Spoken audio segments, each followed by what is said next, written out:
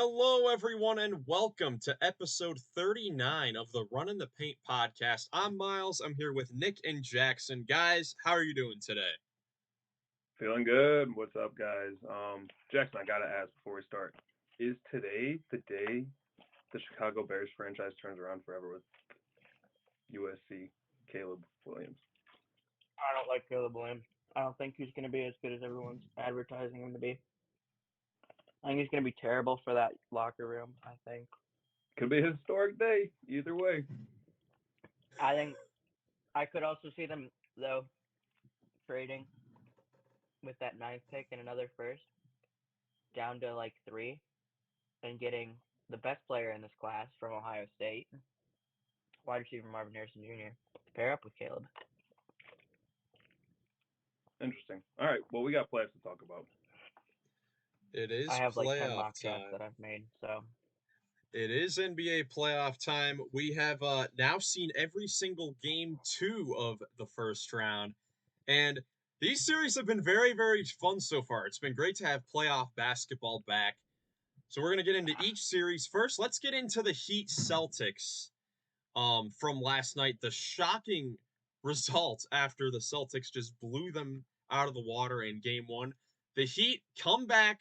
Their voodoo magic returned in game 2, winning this one 111 to 101 in Boston to even the series at 1 apiece. Nick, you get us started here. How did the Heat pull this off? Well, it helps when you make more than half of your threes and you set a franchise record.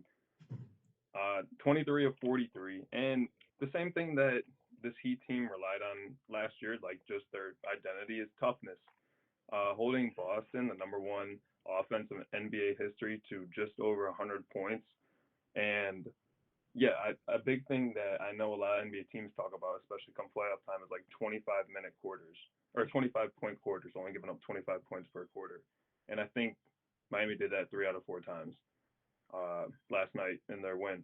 So yeah, it was a huge win, and I was just impressed. The one thing that I did see the day after today was I'm subscribed to this Coach Miller guy on Substack. He coaches at a lower level at the college level, but he was describing with some film like Miami's 5-out concept where they get the ball to Bam at the top of the key in the middle of the floor, and then they just have Tyler Hero run right directly across the free throw line underneath, and then the guard who passes to Bam up from the wing is going to set.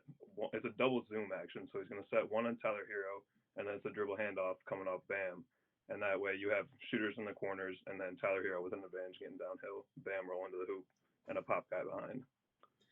Yeah, and when you look at both Hero and Bam, like that combination worked fantastic. Tyler Hero was excellent.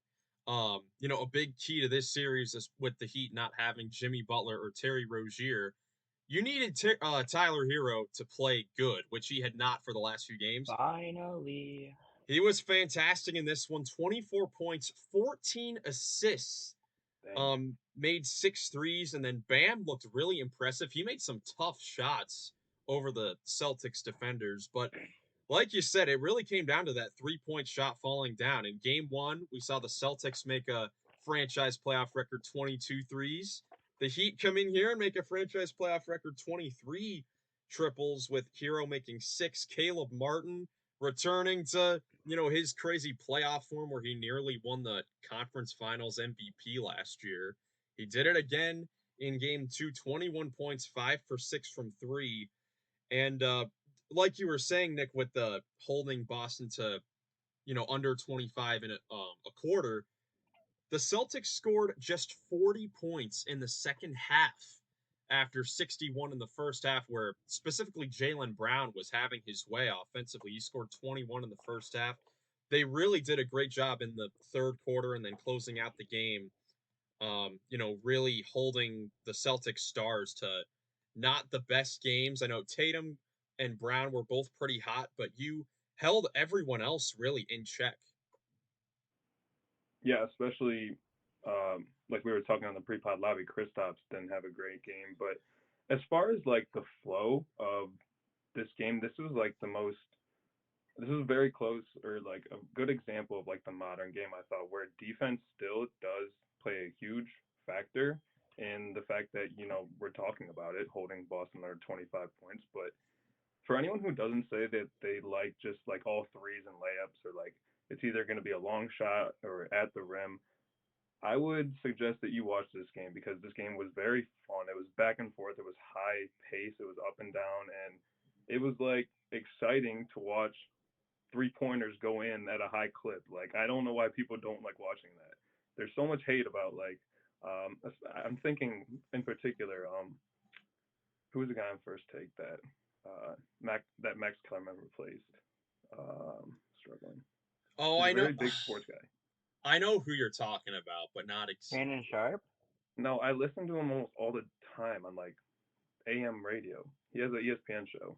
Well, either I'm sorry, I'm blanking. just continue your thought. I'll But try to I find hear him all the time just attacking like the NBA. Like, if one of the quotes he has is like, if Zach Edey can't fit in the NBA, if he's not a lottery pick, then maybe the problem is the league and not Zach Edey. Like, maybe there's a problem with the NBA. And what he's alluding to is the fact that it's all threes and layups. But you have to, like, it's just changing, and it's still exciting. I disagree with that take, and this is a great example of a game for why. And I mean, guess what? Like, even though the Heat made, a ton of threes, both teams, as you said, were making a lot of threes at a high clip. Like, even the Celtics, they were making their threes when they were shooting them. They didn't get up a whole lot, which I think is a big credit to the Heat's defense, because the Celtics, they're the best three-point shooting team in basketball. They live and die by the three, and they didn't get as much up today, and the Heat were knocking them down. But even with the three-point shot, being very prevalent in the game, you saw players time and time again take it to the basket, make, mid-range fadeaway shots, like shots that like fans in the early 2000s would say, very very ethical basketball. Like, very ethical basketball was being played even with the three-point shot going up, and that's how it is across the league. It isn't just in this game. Like, I don't understand why fans, would ever think that personally. So it was Colin Cowherd. That's what I was thinking of. Colin Cowherd. Okay, that makes sense. Yeah. Um, But no, you're right. I mean, especially like look at Bam's game, like you were saying, like just out of the short roll in the mid range, making plays off of other actions, and then hitting shots inside the 3 point line as well that aren't just layups. Yeah, and then want to give a shout out too to Jaime Jaquez and Nikola Jovic, two young guys that have really stepped up in the first two games of this series. I saw something that the Heat's average age for their starting lineup was like only 24 years old, which is kind of crazy for a team coming off a finals appearance, and it's because of, the injury to Jimmy and, stuff like that. But Even this is a Delon Wright young is out there giving them really good minutes right now. Yeah, DeLon Wright. Yeah, he's been playing pretty well recently. Um, does this make you worry at all about the Celtics in this first round? Do you think that the Heat could carry this over into future games? Maybe, especially going into Miami. Like, I don't know, because I know Miami always shows out when they play, so that home court advantage is definitely something in Miami. But we'll see. I mean, Tyler Hero's got to keep being like the main facilitator on offense, as well as putting up 22 plus a game. I think if he can put up 22 and like 8 to 10 assists. I mean, he put up 14 this game, but like 8 to 10, I think. Just being that leader, but also having Bam have a good game offensively, I think they can do it. I mean, it's not out of the realm of possibility. I It's agree. I still the think Heat. It's you still really Coach just have to Spo. like look to replicate what you did here, which is make shots and play defense. Yeah. Yeah, I mean, I don't know if you can count on the three ball going in at this high clip the whole series, because looking at like the bench kind of struggled from three. Duncan Robinson and DeLon Wright went 3 for 10. Looking at the starting lineup alone shot 17 for 28 from three for 61%. I don't Yeah. know if that's going to hold in later games, but you are going back home. Um, But also, I don't think Duncan Robinson will have a bad shooting game again. no, He's I one of don't those think people, so. like, it's not gonna happen twice in a row. I mean, I know I said that, like I've said that about other people, like it's not gonna happen twice in a row, and it indeed happened twice in a row. We'll get to that in a minute. I'm upset about it. Yeah.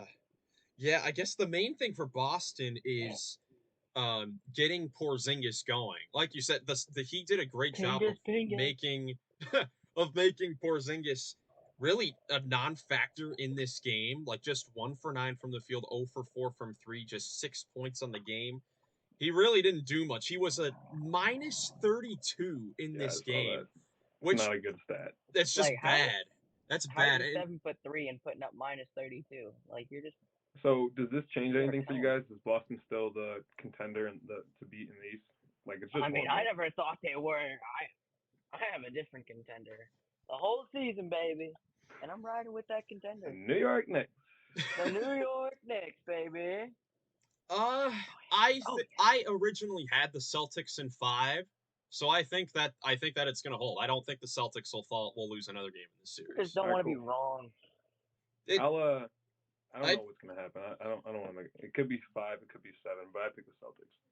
I think the Celtics are still gonna win this easily. I think you'd rather well not I shouldn't say easily. Like I don't think that these next few games will be blowouts. I think that this could be similar to the finals last year where like the Heat beat Denver in game 2 and then the rest of the series was like close-ish games but the Nuggets pulled it out. I think that'll be similar to what we see the rest of this series. All things considered, though, I think that it's good in the long run for the Boston Celtics to have this sort of wake up call, if you will, now rather than later. Because when you were looking at the way the bracket could shake out for the Celtics, there was a real possibility that the Celtics could be like have a real easy road to the conference finals with an injured Heat team and a Yep. Cavs team that was inconsistent during the regular season. Cats or So, Magic at this point. Either one might be worse than the Heat. but like, Oh, that's a bad take. yeah, I don't know. Kidding. That's a yeah. Cavs The look Magic, alright. at least. The Magic look terrible. But like, you know what I mean? It's good for the Celtics to have this wake up call now and not. It'd be like going breezing through the first 2 rounds. It'd be a tough wake. It'd be a quick wake up call against the New York Knicks or Yeah. Milwaukee Bucks if the Bucks make it out. Just a little jump scare in the first round. Yeah, which I think is fine. Healthy. I think that's totally fine. It reminds me of when the Bucks were the first seed and they lost the one game to the Magic. When DJ Augustine went crazy. Yeah, like and Everyone even was like, everyone was like, yeah. "Oh, it's over for Milwaukee." I'm like, it's definitely not over for Milwaukee. It was the same thing for the Raptors when they won the title. They lost game 1 when DJ Augustine hit the game winner. Freaking And DJ Augustine. it didn't matter. The Raptors ended up winning the title. DJ So, Augustine. moving on, what series do you want to go to next? You know what? Let's go to the Knicks and the Sixers. Which has been incredible Crazy so game far. 2. Game 2, it looked like the Sixers had this in hand, but the New York Knicks kept fighting, and Dante DiVincenzo hit the game-winning three-pointer to give the Knicks the 104-101 victory to give them the 2-0 series lead as the series shifts to Philly for games 3 and 4. This Let me tell you guys. yeah, go ahead, Nick. Dude, so I came home right at the end of this game and I turned it on just to see what happened in the last like couple minutes of the game. And I, like everybody else, was like, all right, bet Philly's gonna go 1-1 back to Philly. It seemed like it was wrapped up in the last minute. And I did end up watching the game later on. Shout out to these two incredible co-hosts for their league pass info, allowing me to catch up on all the missed games. But yeah, I got home from my own practice and I watched the end of it, and I was just shocked. I was like, I can't even describe it. I couldn't describe it then, and I can't describe it now because I was just like in awe. It was shocking the way that game ended. Between the chaos of the inbound, the not calling a timeout from Kyle Lowry on the inbound, and even all the way to the post game stuff that Nick Nurse said afterwards. So what do you think? What do you guys think about this? As Jackson has a broom for some reason. You know what the broom's used for? To sweep, baby, because this is a sweep. This has to be a curse because he predicted a sweep in the Celtics Heat series. This could be a curse. We'll have to see if this how long it plays out. I predicted a sweep in that one because of the game 1. This one, because of my love for the New York Knicks. But no, what do you guys think about this? Because it was insane. There was a lot that happened. Do you think that the officials should have given the Sixers a timeout? Because it did look like Nick Nurse was calling a timeout. The Yeah, but Sixers, he like pump faked them. He was calling it and then he put it down on the inbound when Maxey got it, and then he tried calling it again, but Maxey kind of already had lost the ball by that point. So, I mean, I no, think I Nick don't think Nurse the is a officials made fraud. a mistake. I think thought the officials may have made a mistake on the Tyrese Maxey like no call foul, but he kind of looked like he just fell down and didn't take care of the ball well enough. So the only mistake was from the Sixers and Kyle Lowry inbounding it, one in a bad spot, and not calling timeout. and not boxing out on the first DiVincenzo miss. I think if we want a full breakdown in case for some reason you somehow missed it, the 76ers, I believe, had missed a free throw. Kyle Lowry missed a free throw. Yeah, Kyle Lowry missed a free throw. They came down the other end. Jalen Brunson got a lucky roll on a three-pointer from the corner to cut the lead down to 2. Then the Sixers, they get it to Maxey. Maxey got pushed or something. He fell down. Ball was loose. The Knicks got it back. DiVincenzo missed a 3. Then Isaiah Hartenstein got the offensive rebound. Yeah, left wing or something. Then Hartenstein got the rebound, fed Anunoby, who kicked it right back up to DiVincenzo for the reload 3, and he knocked it in. that's what I like to call good team building.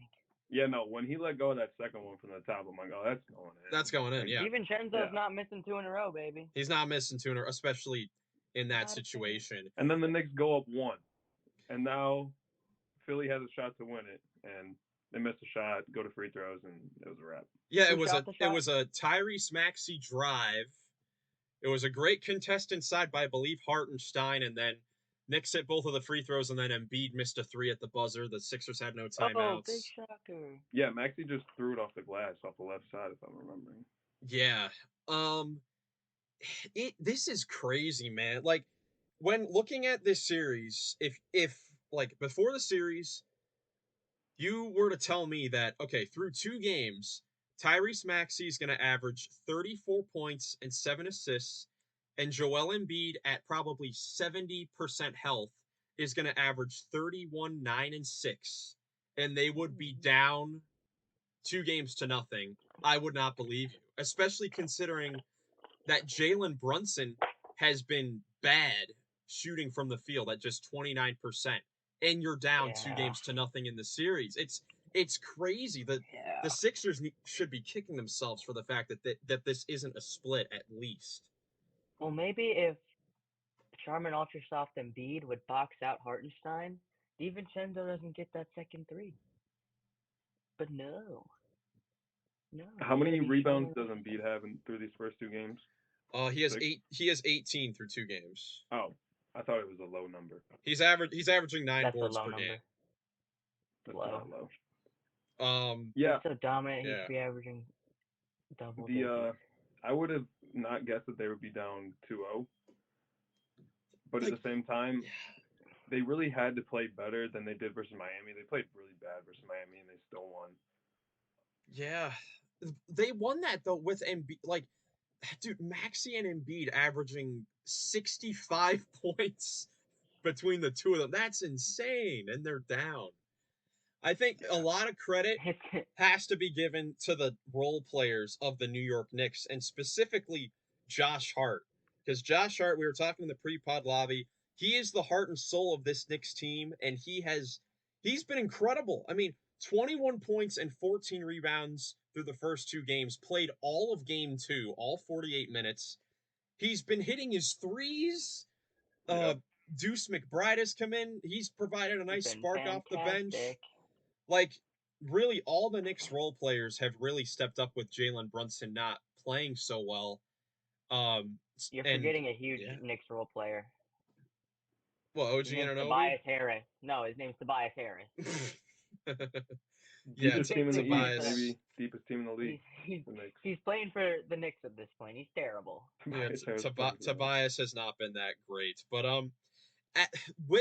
knowing this all in mind, that the Sixers, stars have been showing up, and the Knicks role players have been the ones really carrying the Knicks.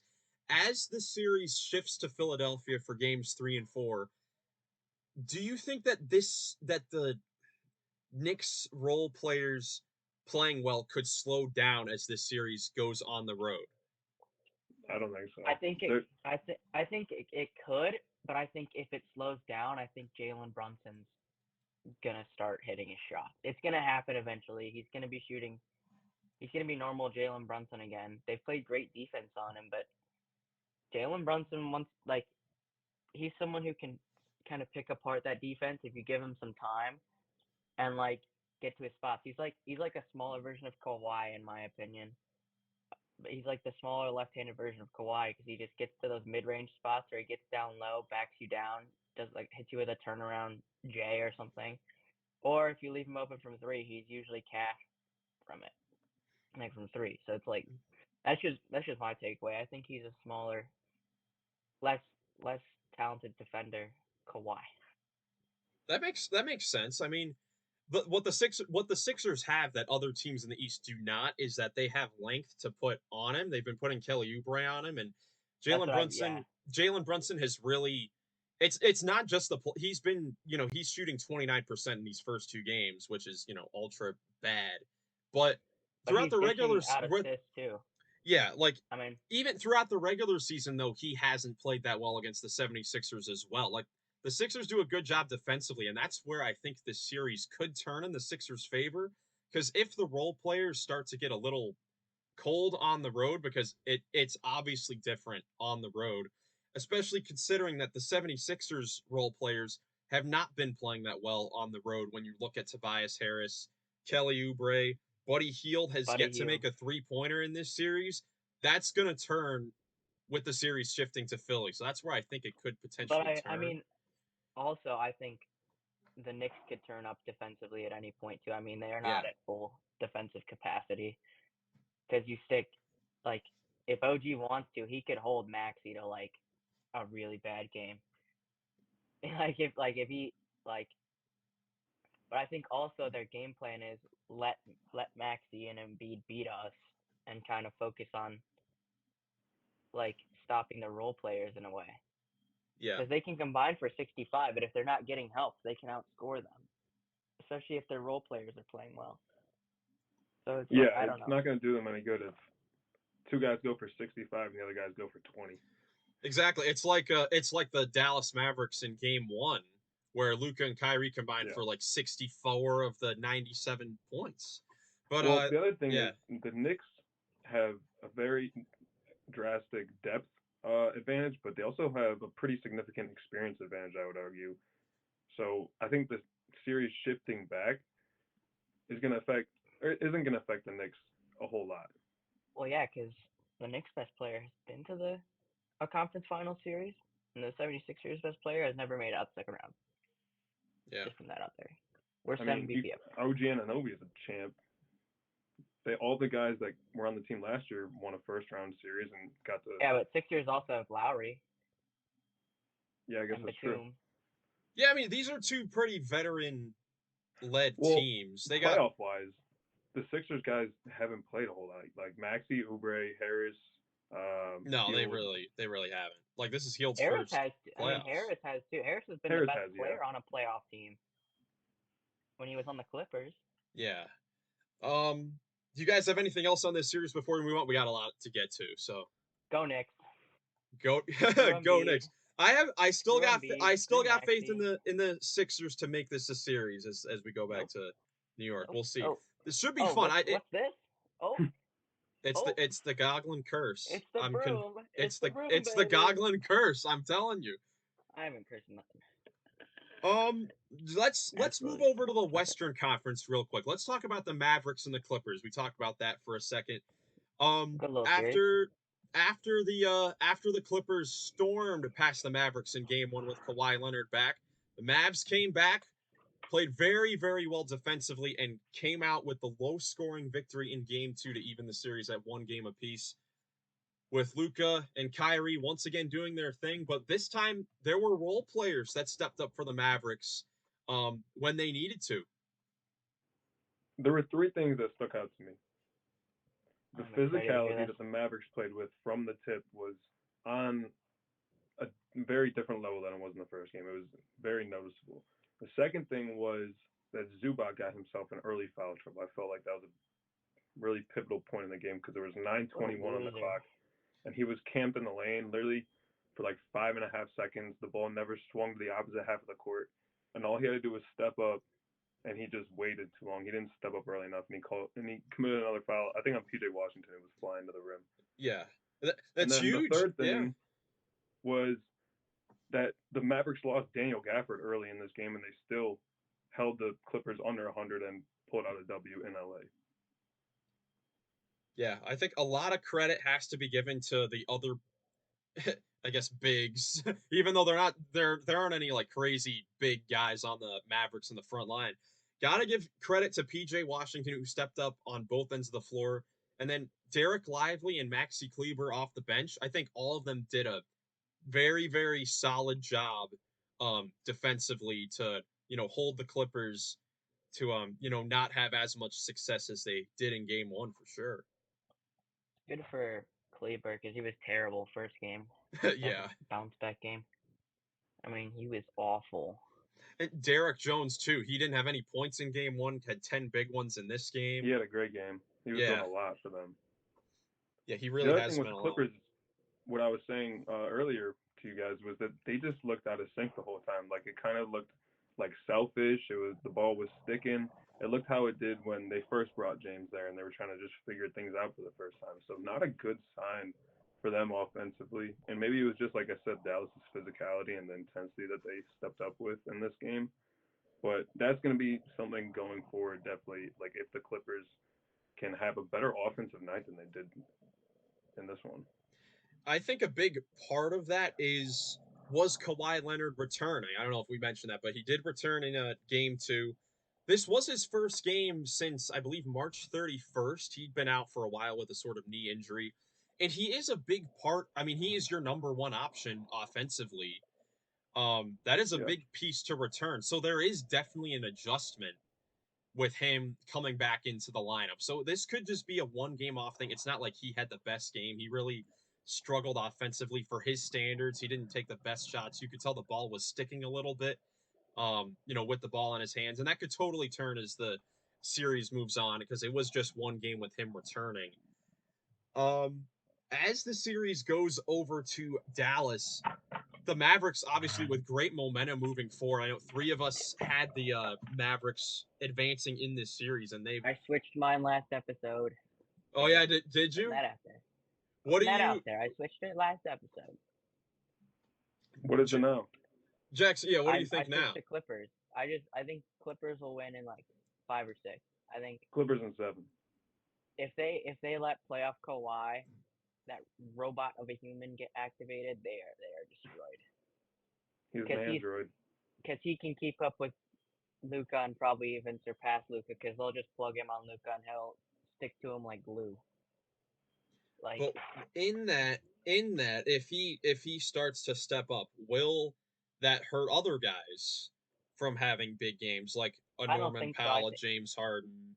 I don't think it might affect James Harden because he sucks after game 1. I've seen it time and time again. No, the stats are real on that. He plays his best in game 1s, and then it declines. Oh, I'm aware. Each game. Oh, I'm very aware. It's real about James Harden in the playoffs. Okay. Yeah. I know Kawhi in this game was like the ball was sticking. He was like kind of looking for his, but most of the time his buckets aren't.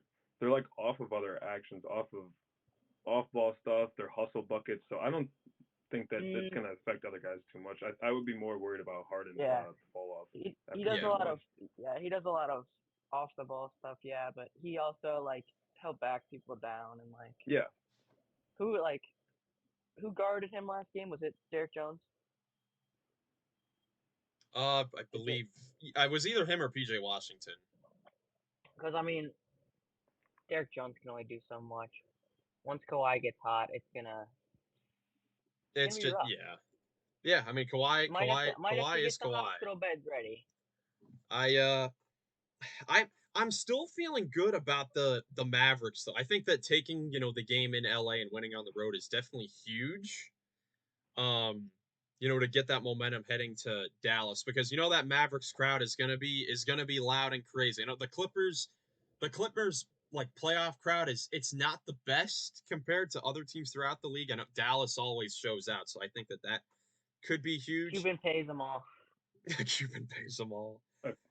Thunder Yeah. Mavericks series would be a lot of fun. Yeah, let's go to that series, the Thunder and the Pelicans. Game 2, the Thunder came out, dominated. Oh. 32-point victory as Jackson's bringing out the brooms again. He's gonna bring them for every series that is 2-0 most likely. No, just one more that I love, and I'm actually two more. I know two more. Oh gosh. There's one more I'm excited about. Oh yeah. But yeah, man, the Thunder. Jackson and I on the last episode, we talked about how like the crazy atmosphere in OKC could have given the home Thunder crowd or the home Thunder team, a little bit of jitters to get, in the flow of things from the first game, and that how after that, now that they're used to that, they can get back to playing their type of basketball and just cruising through this series. And that's exactly what happened. They completely dominated from the first quarter on. It was a little worrisome when Jonas Valanciunas scored the first 11 points, but to combat that, Chet Holmgren was dominating at the other end. Valanciunas was sagging back in the paint. Chet was hitting his threes, and that opened up the whole rest of the floor for him to get going. And just everyone had it going. Like Shea did his thing, 33 points. Jalen Williams with 21. That 26 points from Chet Holmgren, though, is huge. And then the 15 from Dort with the 4 threes. I mean, come on. That's icing on the top of the cake if you can get that. Chamber. Yeah, he's been putting Ingram in the Dortcher chamber for both of the games in this series. And it's just been super impressive. The second biggest plus-minus from last night, Brandon Ingram, minus 30. Yeah, that's... Ew. Yeah. Brandon Ingram, not a playoff performer? Definitely rough.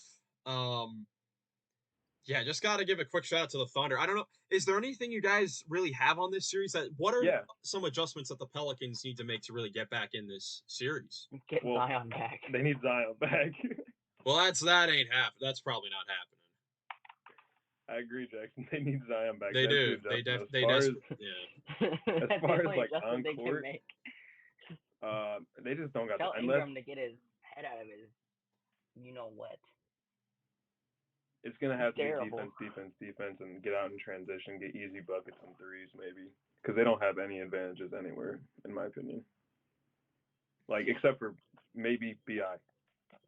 No, not Bi. Bi isn't even. He is an advantage anytime he's on the court. Trey Murphy's a great player too.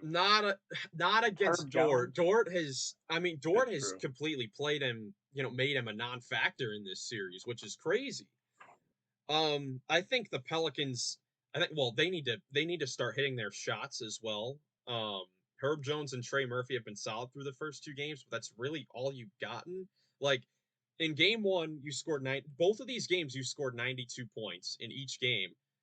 But the difference, obviously, in game 2 was the defense, the Thunder just going crazy. But also, you need to score over 92 points to have a chance. I know game 1, the Thunder, game 1, the Thunder were they came out slow to start, and that's why they, didn't have as many points, and the Pelicans were playing some good defense. But the Pelicans, they're going to need to score more than 92 points to be in these games. At least I think. They should play Jordan Hawkins more than 5 minutes. Yeah, I just got in there for some garbage minutes at the end of the game. They definitely could if they're looking for more offense. But he can't really match up against SGA or Giddey or Williams. Another thing about the Thunder, like you said, they were probably a little nervous in that first game. What I like about this team is that if they don't show it. Like after the game in the interview, like it was the same as it always is. All of them with their arms around each other, like making fun of the interview. Even if they did have it get to them a little bit and maybe like they just squeaked out that first win at home, like the supreme confidence they have after I love it. Yeah, I think that this is that game 1 was the worst the Thunder could play, and they got the win, and now they could just cruise on moving forward. I think that I don't remember what my prediction was exactly, but I think that the Thunder will win in 5. I think the Pelicans could win game 3, but the Thunder will will end up winning this series. Let's see. Moving on. What series do we want to go to next? We can talk about the Lakers. Yeah, let's talk about the Lakers Nuggets. Another crazy finish from Monday night, of course, when Jackson and I recorded. But Jamal Murray hitting the game winner at the buzzer to complete the 20-point comeback for the Nuggets to pull off the 101-99 win in just an absolute heartbreaker for the Lakers. I mean, I don't think you could have.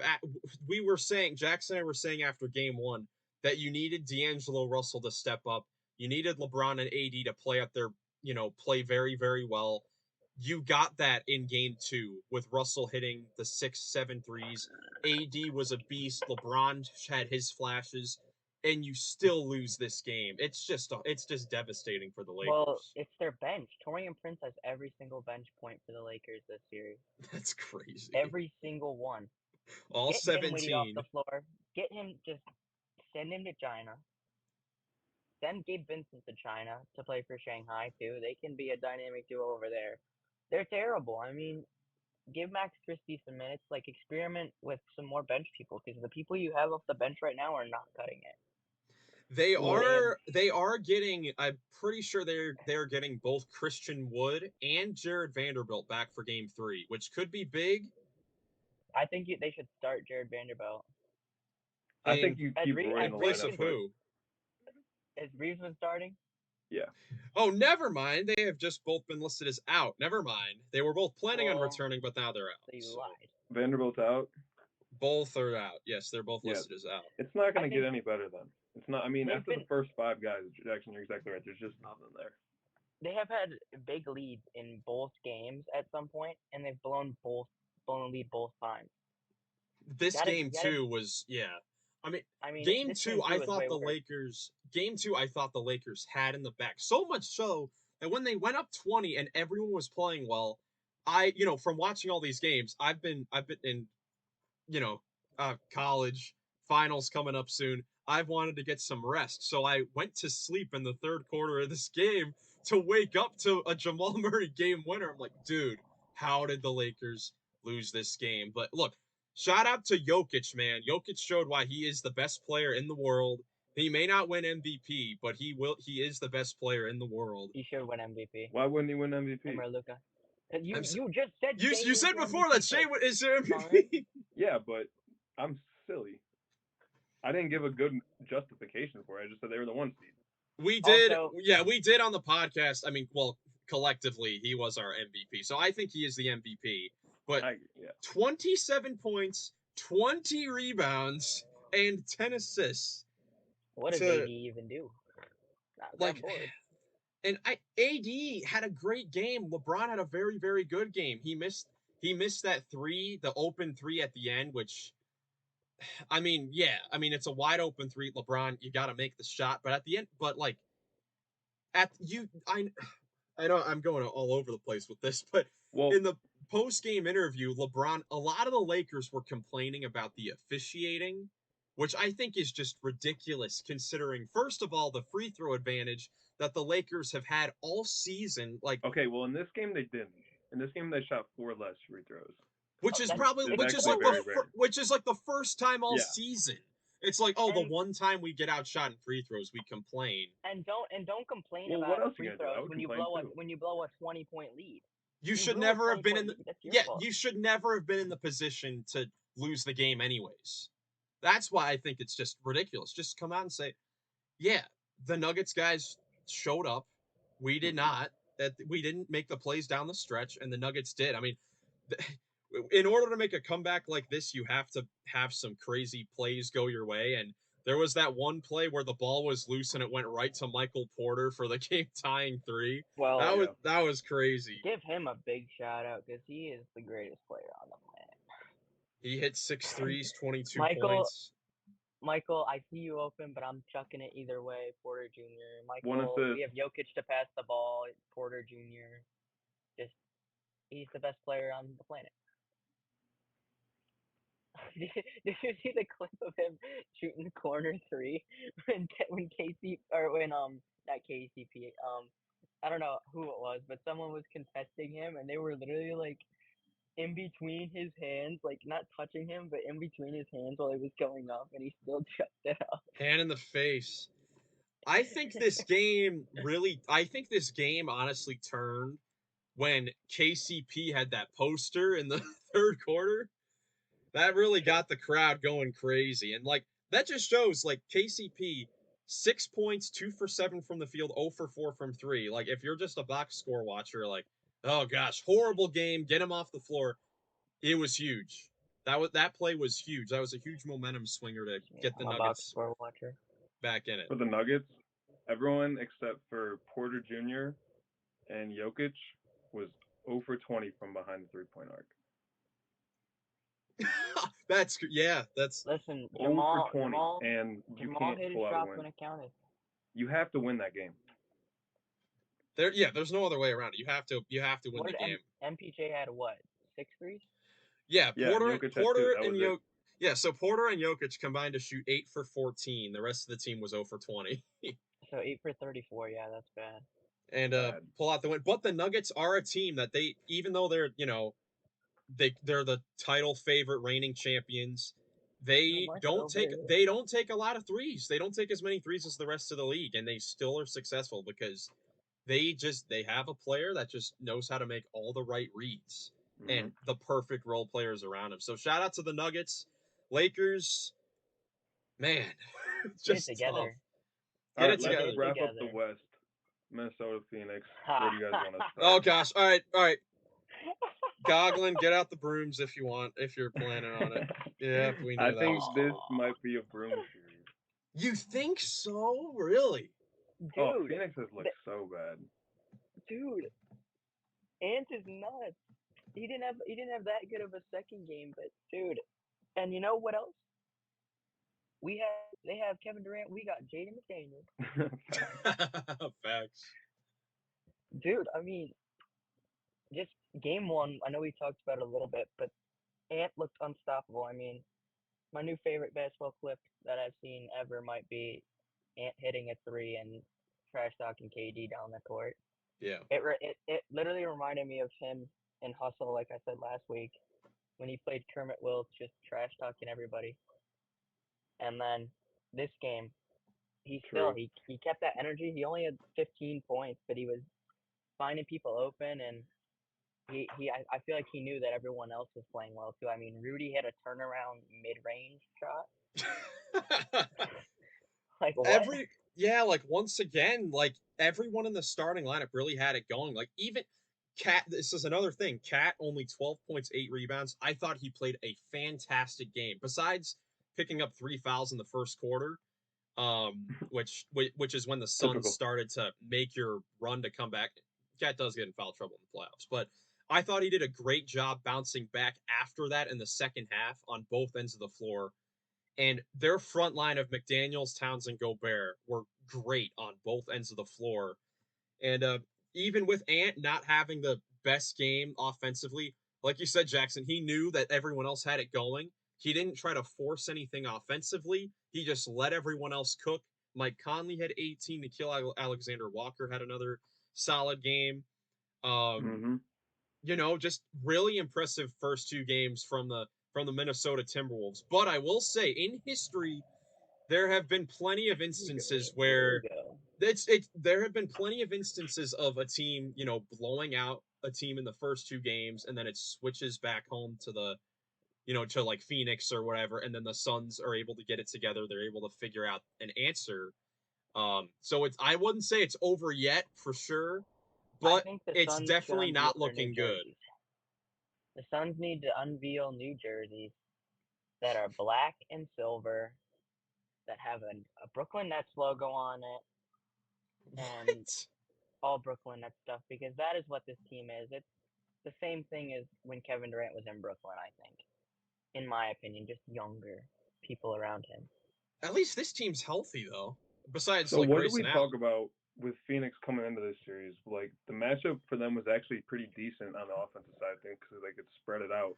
And Minnesota, would struggle with Gobert defending the perimeter with Cat having a matchup. And a Gobert smaller stepped guy. up, baby. He's But been playing. Gobert Gobert has been playing great defense in whether it's been the drop or he's been switched out in isolation defending the guards. He's been fantastic. Like he's showing why he's gonna win Defensive Player of the Year. He's been Miles. great. Here's the thing. Can I hear a couple words from you? It starts with I am sorry, Rudy. I'm not sorry, Rudy, because it's been 2 games. I need to see it for the rest of the year. Thank you. Better start writing your apology for him, though. Here's the thing with the Suns. They only took 22 threes in this game. They needed to shoot the ball some more. I mean, I think they need to take a page out of Miami's playbook and like double their 3-point shooting production. And it starts with, well, I know they lost Grayson Allen in this game, but it starts with obviously their big three. The big three only took 12 threes in this game. That should be at least doubled. And they thrive in the mid range, but they definitely could use more 3-point shooting. And I know I keep saying that, going back to your home court, role players play better at home, but it's true. That's a big part in all these series. And Guess what? Phoenix doesn't have role players, Miles. What are you talking about? Role players. What are you talking about? The Bradley role players, Beal, Royce O'Neal. Yeah, Royce O'Neal, Eric Gordon, Grayson Allen, and Drew Eubanks. Bradley Beal's a role player at this point. Bruh. I don't like Bradley Beal. I think that the Suns might need to go to Bol in Game 3. Yeah. No joke. I think that they're going to need to go to Bol in Game 3 to at least combat the size. Is when Ant Edwards baptizes Bol in Game 3.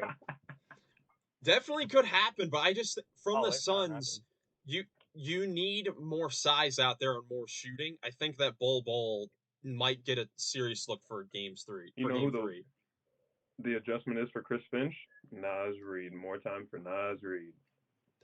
There isn't an adjustment that the Timberwolves have to make right now. You need to keep doing what you're doing. Starts cooking. I think Frank Vogel is an overrated coach. Well, we've heard you. That's like your biggest. Yeah, you've said that a lot. And I stick by it because he's not a good coach. Yeah, we'll see if the Suns can turn this around. D-Book is still too worried about Bad Bunny and Kendall Jenner. Yeah, Booker's got to play better. Booker's definitely has to play better. Same with Beal. I mean, their guys just have to play better against this defense, which it's easier said than done. But in order for them to come back, they're just going to need to figure it out. And I think that they definitely could figure it out. I'm going to be excited for this summer when Ant and the Timberwolves sweep them, and Ant's talking smack at Team USA practice to Kevin Durant and Devin Booker. Oh yeah. He's gonna be jawing off at them the whole time. He's already trash talking KD. Next, let's go to the Pacers-Bucks series. We got 2 more series to go in the East. We'll start with the Pacers and the Bucks. And the Pacers storming back, dominated Game 2 in the second half, led by Pascal Siakam, who I think he may be the leading scorer in the playoffs right now. Yes, correct. 37 in Game 2 after the 36 in Game 1, and he was looking incredible, man. Like, to start the game, it looked like Damian Lillard was gonna be another Dame time showing. He had 20 points with like 5 minutes into the second quarter. He was cooking once again, but the Pacers, led by Siakam, their other guys stepped up. Like in Game 2, Siakam was great, but no one else really stepped up to the plate. This game they Miles did. Turner was hitting some big shots. Andrew Nembhard with 20 points. Can Tyrese Halliburton score? I'm just glad that Pascal Siakam is showing the world that you can average 35 plus and be a great defender. Shout out Luka Doncic. That's crazy. No, it's not. It's the truth. That's Pascal crazy. is better Luka right now. He's cooking with 37 a game. Luka's played great defense in this series, so why don't you shut up? He has played great defense in this series. No. Luka shade. Numbers do not lie. One-on-one defense and guys missing shots is not an overall picture of how well you are as helping your team on defense. This dude isn't even in the shot half the time. Like, it's 9 guys and then 1 who's not, and it's Luka, not in the shot. And then he's just pointing at the guy that he's supposed to be guarding. I'm going to go take this guy because I'm closer. Well, Luka's that's not his role to defend. I know. I'm just being hard. His role is to do everything else. I know. But Siakam is it's Halliburton's role to play make for that team. It's Halliburton's role to score though too. Not necessarily. Points. He's been doing a great job picking his spots and knowing when to shoot. Like he hasn't been taking bad shots, and when he's taken them, they've fallen through. He's been pretty efficient through these first 2 games. It's not on high volume, but he's been solid. And heck, who needs a big scoring game from Tyrese Halliburton when you get Nembhard with 20, Turner with 22, and 37 from Siakam? Yeah. I think the Pacers would much rather have that than Halliburton averaging 25 and not everyone else, having it going. Like, everyone had it going in this game. So we even got to see Knicks boy Jarris Walker get some playoff PT at the end of the game. Yeah, love it. He had a turnover and a block.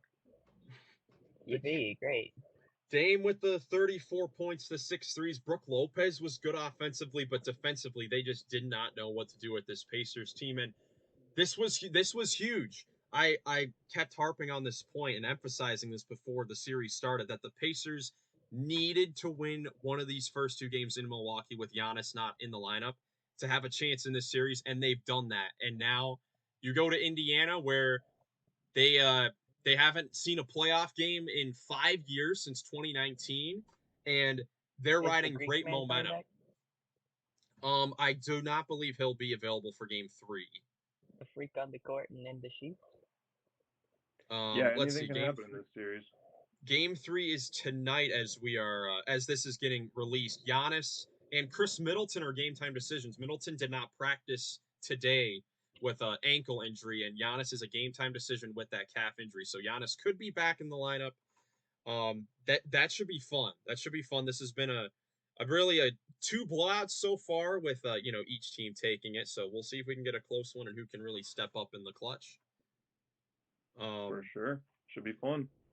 Final series. Do we even have to talk about it? Oh, stop it! It's been bad.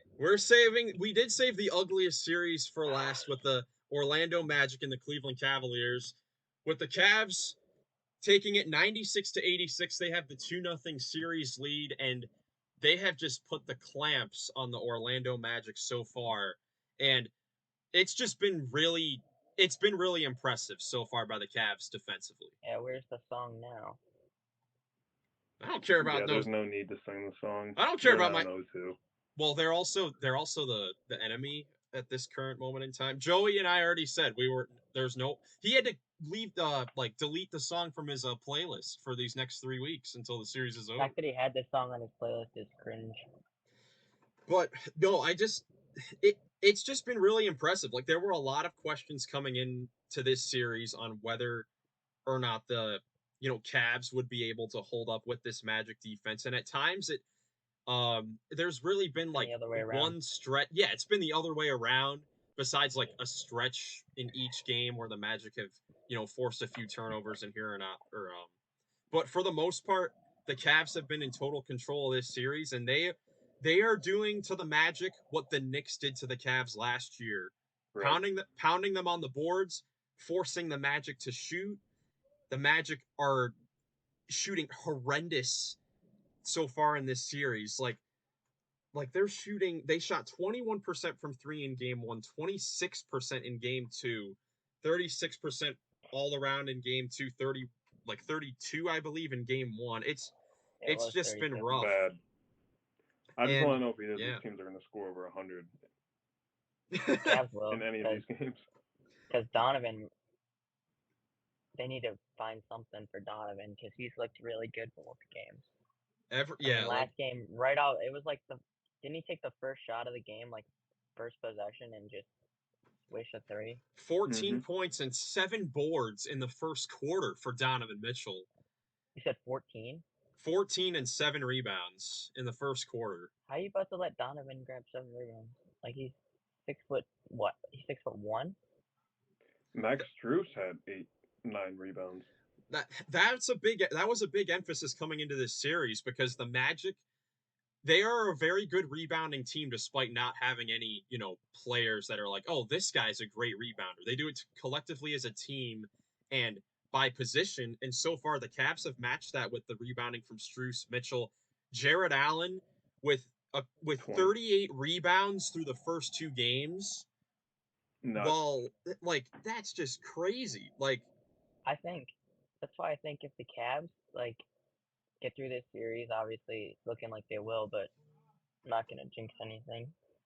But like if the Cavs make it through this series and Boston makes it through their series, I think the Cavs match up really well with Boston. I think because I think Evan Mobley is versatile. He can kind of stay with Tatum if need be. Like I think you could plug him on Tatum and get good results. And I think, I mean, just 1 to 5, they match up really well. So I think Mhm. that'd be a fun little split. That'd be an underrated series. I think the Cavs, especially because I feel like they might have a lot of rest too. Because I could easily see them sweeping, and I could see Boston maybe having some trouble with Miami. yeah, that Because Talk both, about it is definitely a possibility. Now, one thing with that, and this would obviously be a thing for the series preview if it is Cavs Celtics next round, is that the Cavs would have to drastically change their game plan because or defensively because right now the game plan is let the Magic shoot because you have no shooters on the floor and it's working. That's not going to work against the Boston Celtics. But correct. I think they can make it work. they could. I think the Cavs could definitely make it work. But like with the rebounding point, Jared Allen had 20 rebounds in game 2. The Magic starters combined for 24. Like That's insane. that's just not going to work. So just shout out to the Cavs, man. After, getting embarrassed last season, having to deal with, a year from everyone, calling them soft or whatever.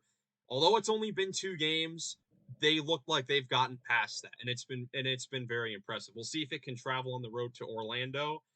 I could see a world where Orlando, could their shots could start to fall getting back at home in that crowd in Orlando, but it's just difficult because Orlando just they don't have the offense to keep up with Cleveland. It's just difficult for the Magic. And it is tough. It is tough to watch even though, we're, two of us or I guess one of us is a Cavs fan with Nick turning on them recently.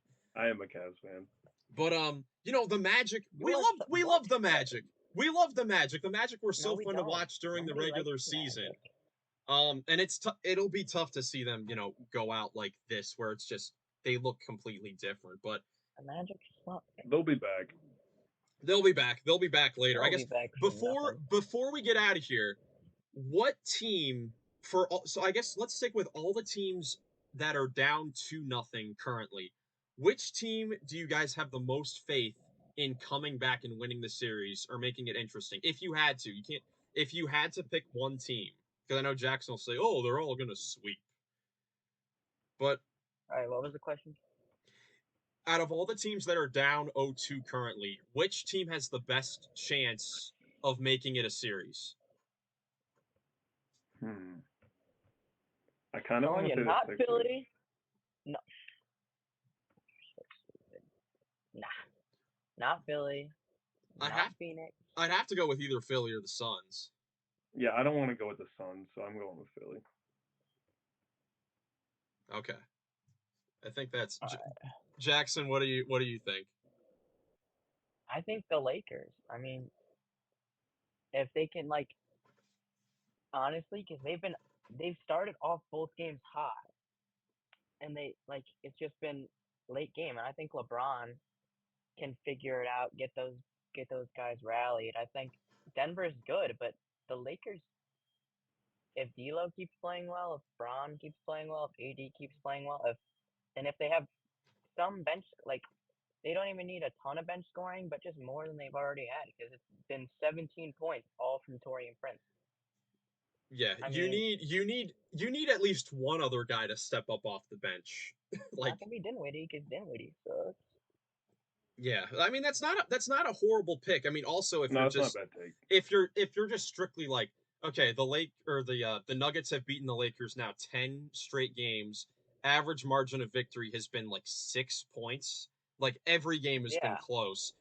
You would have to think that it will go the Lakers' way at some point. And And for their sake, there it is has one to guy these on. 2 games. There's one guy in the series who's come back from down 3-1 before to the greatest team of all time, perhaps. Well, the Nuggets have also done it twice in the same playoffs. But not against the 73-19 True. in the finals. Yeah, true. Should be fun though. I mean, all these series, I mean, they all have had their own like bits and pieces to them, to where like any fan of basketball can enjoy these series for each of their own reasons. Like even the Cavs Magic, even though it's been very boring and ugly, there are fans that like that stuff. Like I'm a fan of the physicality and that stuff as well, and it being low scoring. But I also love the up and downness that we've been seeing from like the Thunder, Pels, or even the Pacers Bucks last series. So it's just been a great playoff so far. Next episode we record will probably be after all the teams have played their games 3 and 4. So we'll see if any of these series have switched momentum or anything like that. Should be a lot of fun. Before we get out of here, quick shout out to Tyrese Maxey and Naz Reid for winning Most Improved and Sixth Man of the Year. Jonas Reed. Both Go Tyrese Maxey. should have been should have been Kobe White, and it should have been Malik Monk. I think it should have been Malik Monk for the second one too, but can't hate on either one. At least both of them were close. Like both of them, when you look at the voting breakdown, like the Most Improved was 10 points. Like Maxey got it 10 points over Kobe White, and then Most Improved or Sixth Man, Reed won it by 6 points over Monk.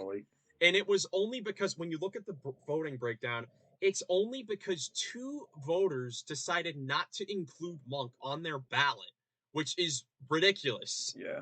Like, come on, man. Like, do better, man. We should have a combined vote if people are not going to include Malik Monk in their ballot. I think that's ridiculous, but yeah, that's a good point. Anyways, shout out to Maxey and Reed for winning those awards. I know tonight is the Clutch Player of the Year. I know each day an award is getting released, so it should be a lot of fun. Anything else you guys want to mention here before we get out of here? Shout out to the Bears. The Bears. Oh, shout out to the Bears. They traded Justin Fields. The Bears. They're the GFF of the NFL. The GFF, there's no need to mention the Brooklyn. Well, have we talked about Jordy Fernandez getting hired with the Brooklyn Nets as their head coach? I don't even know who that is, so I don't care. Oh, I thought that was Nick's boy. I gotta go, man. That's all, folks. That's all, folks. Well, thank you guys so much for watching. Leave a comment with your thoughts on all these series so far. If you enjoyed, leave a like, subscribe for more NBA content. Thank you so much for watching, and we'll catch you in the next one. Peace.